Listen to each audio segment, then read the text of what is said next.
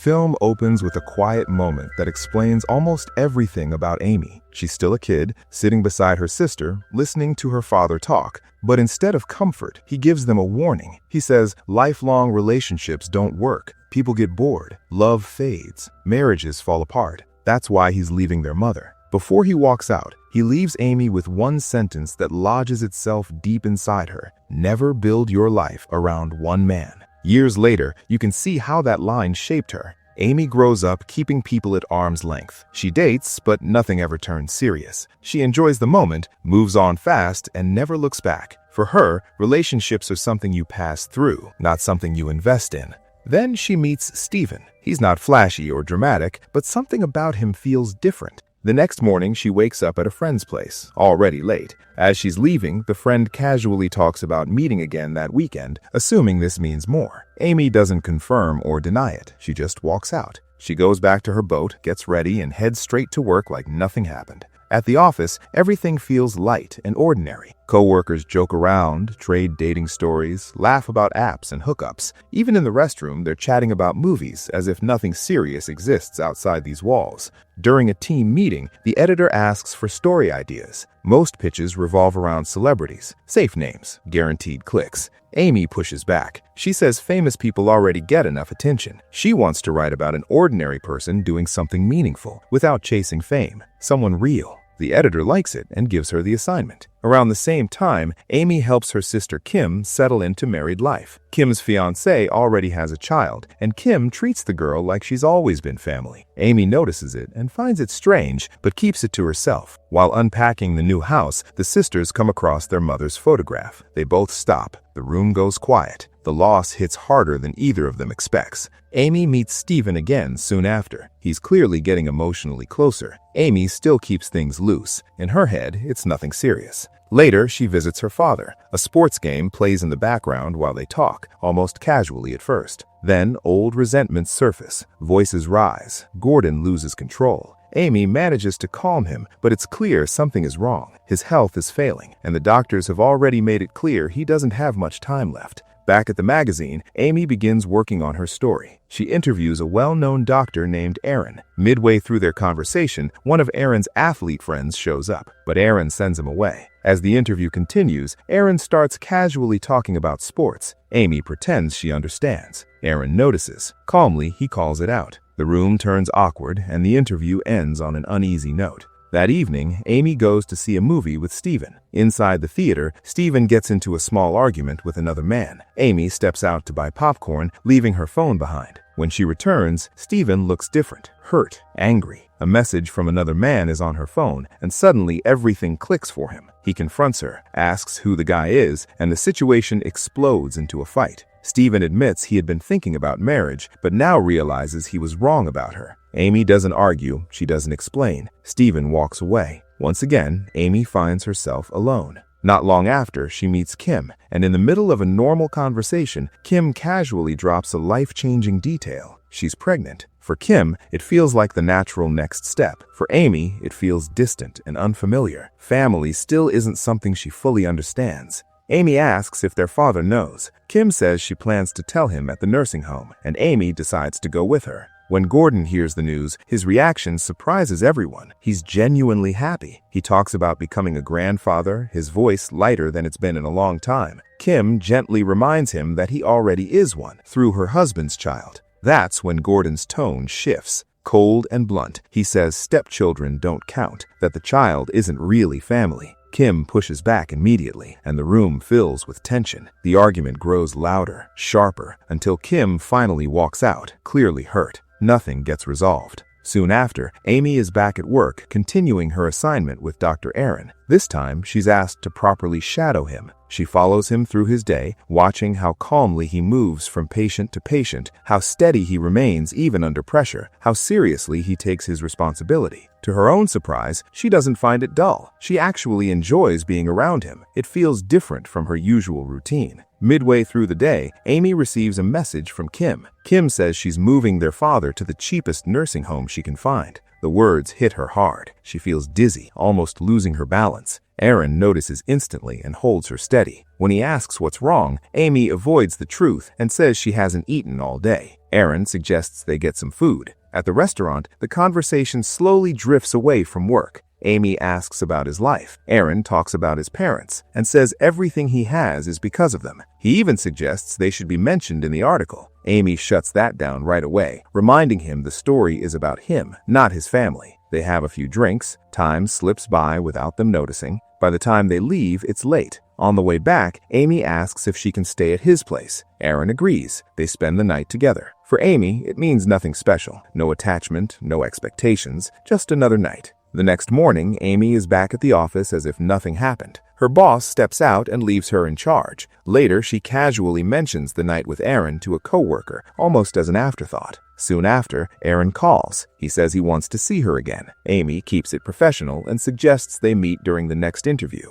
Aaron sounds genuinely happy, but it's already clear he's far more emotionally invested than she is. He tells his close friend LeBron that he's fallen for her. He talks about Amy with hope, not hesitation. The following day, Amy returns to continue the interview. While observing a surgery, Amy admits the process makes her uncomfortable. Aaron understands and doesn't push her. Afterward, he opens up and tells her he loves her. Amy doesn't know how to respond. She gives a vague explanation about priorities and life plans, even though she isn't fully convinced by her own words. Before the moment can settle, she gets another call. Her father has been in an accident. Aaron doesn't hesitate. He goes with her immediately. Gordon's injuries are serious, and he refuses treatment at first. Amy convinces him. Aaron carefully stitches himself up himself, calm and focused the entire time. Watching Aaron take responsibility and show genuine care changes something in Amy. For the first time, she sees him differently. She thanks him. They share a quiet kiss. Later, while traveling with Kim, Amy finally admits she likes Aaron. She invites Kim out for drinks, but Kim turns her down. Not long after, Amy goes with Aaron to a basketball game. It's his favorite team, and he mentions he once treated one of the players. He's quietly excited.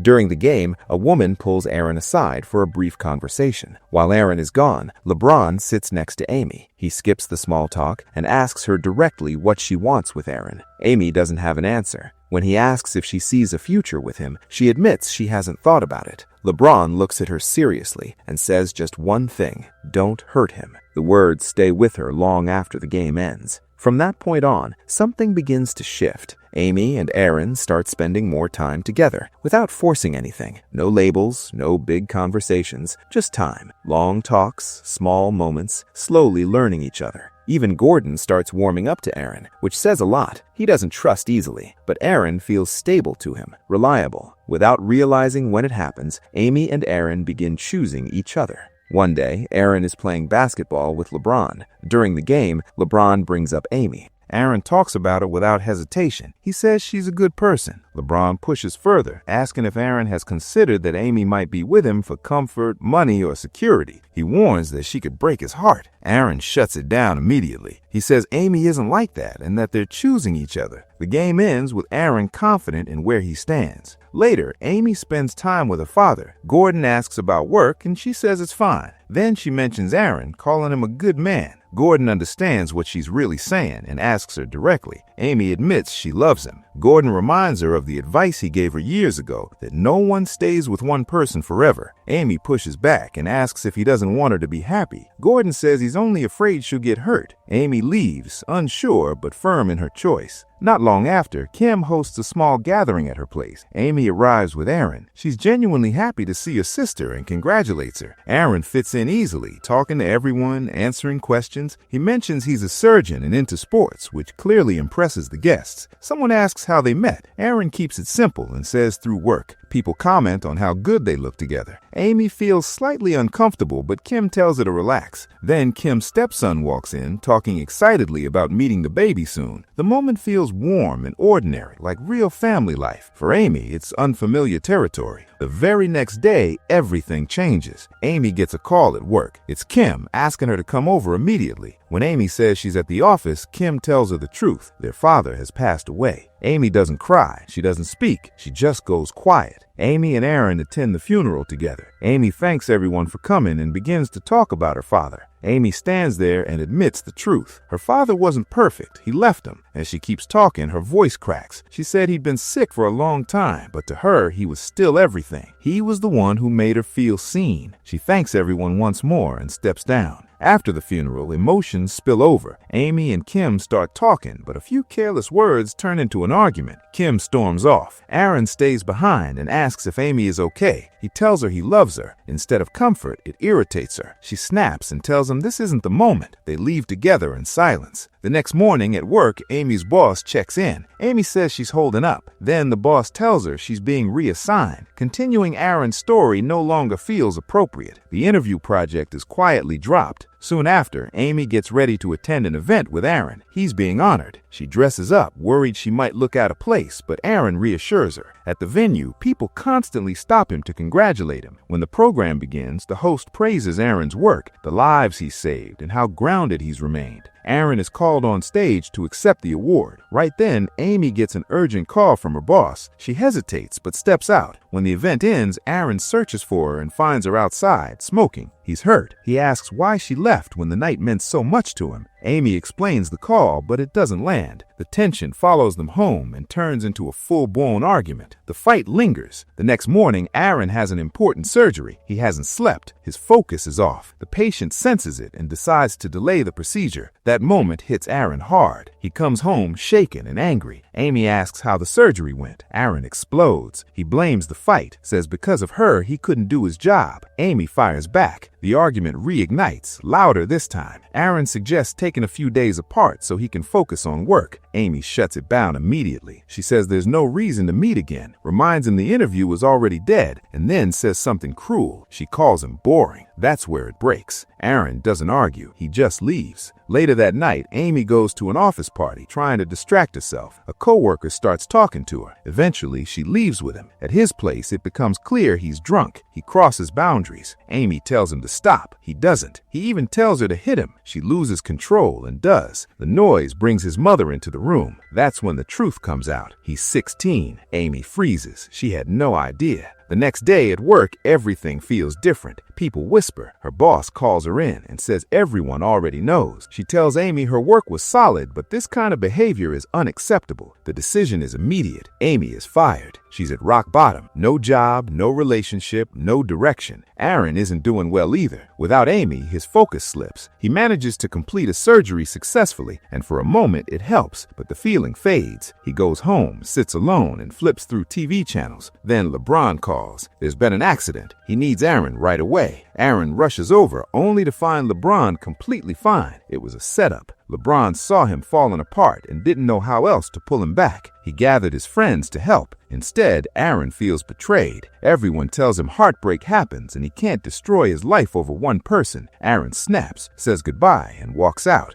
Amy goes to Kim's place next. Their last fight still hangs in the air. She apologizes and finally admits how badly everything has fallen apart. While they're talking, Kim's stepson walks in and excitedly shows Amy a painting. 2 houses. One is Kim's, the other is labeled Amy and Aaron's. Amy quietly says she's not with Aaron anymore. The boy looks at her and asks one simple question. Do you love him? Amy answers without hesitation, yes. That's the moment it clicks. She hugs Kim and leaves. Back home, Amy starts cleaning up her life. She throws out the alcohol. She finally takes responsibility. The article she once wrote about Aaron gets picked up by another magazine and is published. When Aaron reads it, it hits him deeply. Sometime later, Aaron goes to a game featuring his favorite team. He's partly there because a cheerleading squad he likes is performing. During the routine, he notices someone familiar. It's Amy. She's one of the cheerleaders. She came just to surprise him. Aaron can't stop smiling. He tells her she danced really well. Amy finally says the words she's been avoiding. She tells him she loves him and doesn't want a life without him. Aaron feels the same. This time, neither of them runs. That's where the film ends.